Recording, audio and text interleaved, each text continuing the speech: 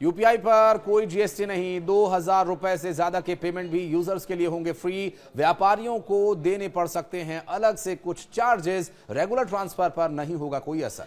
नमस्कार, मैं हूं आशीष त्रिपाठी आपके साथ। ग्रोसरी खरीदनी हो, बिल पेमेंट करना हो या किसी को भेजने हो पैसे, हर काम के लिए एक ही समाधान है यूपीआई, और काफी कारगर भी है। लेकिन जब कभी सर्वर स्लो हो जाए या फिर नेटवर्क ना आए तो कई बार कैश ना होने पर हम असहाय सा महसूस करते हैं और पैसे होकर भी हम बहुत ही ज्यादा मजबूर हो जाते हैं और ऐसा महसूस होता है कि मानो हमारे पास पैसे हैं ही नहीं। लेकिन इस बीच आज से यूपीआई में कुछ बड़े बदलाव हुए हैं। ये चेंजेस किस तरह से हो रहे हैं, कैसे इसके इस्तेमाल के तरीके को पूरी तरह से बदल देंगे, ये इस बारे में हम बात करेंगे। इसमें सिर्फ छोटे मोटे सुधार शामिल नहीं है, बल्कि बड़े नियम जो कि सीधे तौर पर प्रभावित करेंगे, आपकी जेब पर असर डालेंगे, इसका भी यहाँ असर देखने को मिल सकता है। आप अपना बैंक बैलेंस कैसे देखते हैं? यूपीआई पर चेक करते हैं? आप भी ये वीडियो बहुत ध्यान से देखिएगा। दरअसल बार बार होने वाले पेमेंट्स जो ऑटो पे करते हैं उनके लिए भी कुछ नियमों में बदलाव किया गया है, और किसी फेल हुए ट्रांजैक्शन की स्थिति को जो गूगल पे है या फ़ोन पे है या फिर पेटीएम जैसे जो वॉलेट्स हैं, अपने पसंदीदा ऐप्स जो भी आप इस्तेमाल करते हैं, इस पर आप चेक करते हैं। यूपीआई भारत की सबसे लोकप्रिय पेमेंट प्रणाली है, और अगर आप बहुत ज़्यादा बैलेंस चेक करते हैं तो थोड़ा सा आपको अब ये ध्यान रखना होगा, क्योंकि अब इसकी लिमिटेशन कर दी गई है। पहले तो अनलिमिटेड था, कभी भी आप बैलेंस चेक कीजिए, लेकिन अब इसकी लिमिटेशंस कर दी गई हैं। 1 अगस्त के दिन से 50 बार ही आप अपना बैलेंस चेक कर सकेंगे, और बैंक अकाउंट की लिस्ट को आप सिर्फ 25 बार ही देख पाएंगे। ऐसा इसलिए किया जा रहा है जिससे कि सर्वर पर या सिस्टम पर इसका एक्स्ट्रा लोड ना पड़े। कई बार आप बैठे हैं खाली, चलिए कुछ नहीं है तो बैंक बैलेंस ही चेक कर लेते हैं, आगे का बजट प्लान कर लेते हैं, तो इसके लिए भी अब आपको काउंट करना होगा कि आपने दिन में इतना कितनी बार किया। और आप अपनी तरफ से भी कोशिश करें कि अनावश्यक रूप से बार बार बैलेंस चेक ना करें, यूपीआई को यूज़ बिना वजह ना करें, क्योंकि कई बार ऐसा होता है कि सर्वर पर इसका असर पड़ता है। और इसी तरह बार बार बैलेंस चेक करने की आदत को अब आपको बदलना भी होगा, क्योंकि ऑटो पे को लेकर भी कुछ अहम बदलाव किए गए। ऑटो पे मसलन जैसे आपकी कोई ईएमआई कटती है और आपने बैंक को ये परमिट किया हुआ है कि आपके अकाउंट से वो आपकी ईएमआई को आपसे बिना पूछे एक निश्चित तारीख पर एक निश्चित अमाउंट को वो डिडक्ट कर लें, तो ये ऑटो पे का जो सिस्टम है, और साथ ही इसमें ईएमआई या एसआईपी और ओटीटी सब्सक्रिप्शन के लिए अमूमन लोग ये जो ऑटो पे का यूज़ करते हैं ऑप्शन। और ऑटो पे जब आपकी ईएमआई जानी होती है, आप इसलिए ऑटो पे लगाते हैं ताकि आपको फिर यदि आप भूल जाएं अपने कामकाज में कि आपने अभी तक ईएमआई जमा नहीं किया है, तो आपको एक्स्ट्रा चार्जेस ना देने पड़े, लेट पेमेंट ना हो, इसलिए आप इसको यूज़ करते हैं। और जो सब्सक्रिप्शन ओटीपी माफ़ कीजिएगा ओटीटी को लेकर के जो ऐप्स चलाने वाले लोग हैं, वो इसलिए कि वो निर्बाध रूप से एंटरटेनमेंट का एंजॉय कर सकें, ये इसलिए ऑटो पे होते हैं। और अब ऐसे में यूपीआई ऑटो पे ट्रांजैक्शन अब सिर्फ गैर व्यस्त समय पर ही प्रोसेस में लाए जा सकेंगे।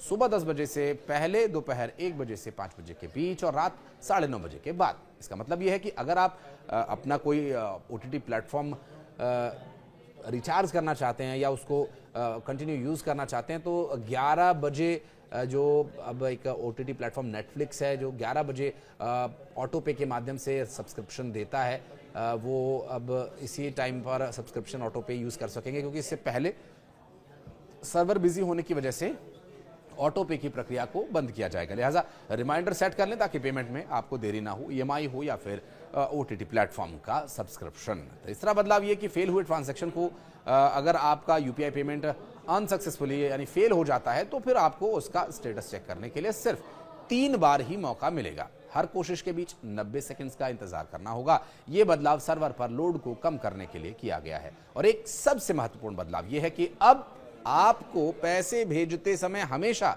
रिसीवर का नाम दिखाई देगा ही। इससे गलत पेमेंट होने से बचने में मदद मिलेगी। हालांकि ये तो पहले भी होता था, और ये एक बहुत ही अच्छी एंटी फ्रॉड उपाय भी है। अब पहले कई बार ऐसा होता था कि वो नाम कई बार शो नहीं होता था, लेकिन अब इस बार ये मैंडेटरी होगा, और हर बार जिसको भी आप पेमेंट करेंगे उस अकाउंट होल्डर का नाम, उस लाभार्थी का नाम इसमें शामिल होगा।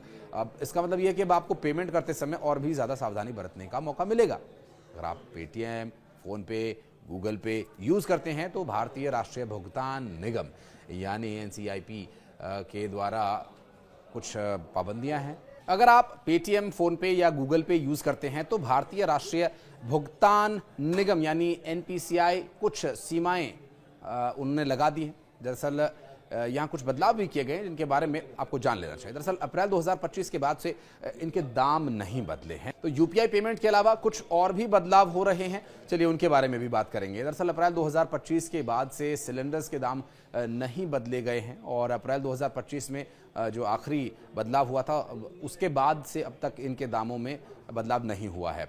सीएनजी की हम बात करें तो सीएनजी जो 79 रुपये 50 पैसे प्रति किलो के हिसाब से मुंबई में मिल रही है। पीएनजी 49 रुपये प्रति यूनिट थी। अब 1 अगस्त से ये कीमतें अब बदल जाएंगी। अगस्त में बैंक छुट्टियों की लिस्ट की अगर बात करें तो छुट्टियों की लिस्ट भी आ गई है। भारतीय रिजर्व बैंक हर महीने त्योहारों और ज़रूरी तारीखों पर तय करता है कि छुट्टियां कहाँ देनी है कहाँ नहीं देनी है, जो कि अलग अलग जगहों पर अलग अलग हो सकती है। अगस्त के महीने में 16 दिन बैंक हॉलीडे रहेगा और हवाई ईंधन यानी एटीएफ की कीमतों में भी 1 अगस्त से बदलाव हो रहा है। इसमें हवाई टिकट्स के दाम भी प्रभावित हो सकते हैं और ये बदलाव आपके मंथली खर्चे को बढ़ा सकता है अगर आप रेगुलर फ्लाई करते हैं तो। इसके पहले प्लानिंग कर लें।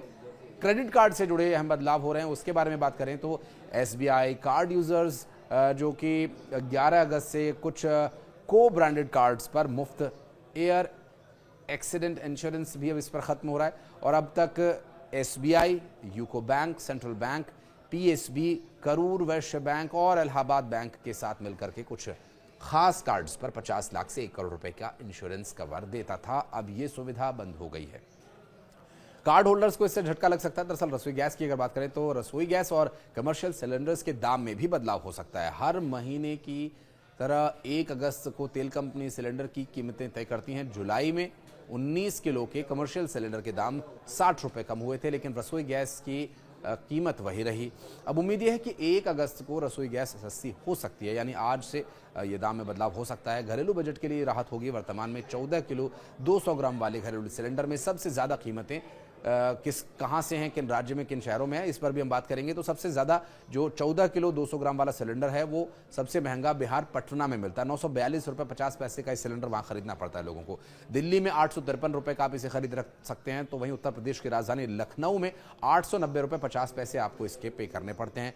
और अगर राजस्थान के शहर जयपुर की बात करें तो 856 रुपये 50 पैसे इसकी कीमत है। तो वहीं उत्तर प्रदेश के आगरा में 865 रुपये 50 पैसे इसको लेने के लिए आपको पे करने पड़ेंगे। तो उत्तर प्रदेश के ही मेरठ में 860 रुपये का ये मिल रहा है। उत्तर प्रदेश के गाजियाबाद शहर में ये 850 रुपये 50 पैसे का मिल रहा है। तो ये खाने पीने के शौकीन लोगों की नगरी इंदौर में 881 रुपये का सिलेंडर लोग खरीद रहे हैं।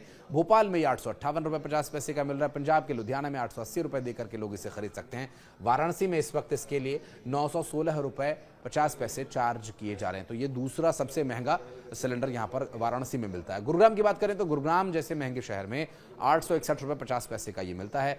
गुजरात के अहमदाबाद में 860 रुपये का मिलता है। मुंबई में 852 रुपये 50 पैसे का सिलेंडर मिल रहा है। पुणे में 856 रुपये, हैदराबाद में 905 रुपये, बेंगलुरु में 855 रुपये 50 पैसे का फिलहाल ये सिलेंडर मिल रहा है। आपके शहर में क्या दाम है अगर आप बताएं कमेंट सेक्शन में, तो कमेंट सेक्शन में आकर के आप बता सकते हैं कि क्या आपके सिलेंडर का दाम रहेगा और अभी कितना पे कर रहे हैं, और अब अगर इसका भाव बढ़ता है तो कितनी परेशानी आपको होने वाली है। कुछ भी अगर आप विचार साझा करना चाहते हैं तो प्लीज़ कमेंट सेक्शन में आकर अपनी उपस्थिति दर्ज कराएं। यहाँ तक वीडियो देखने के लिए धन्यवाद।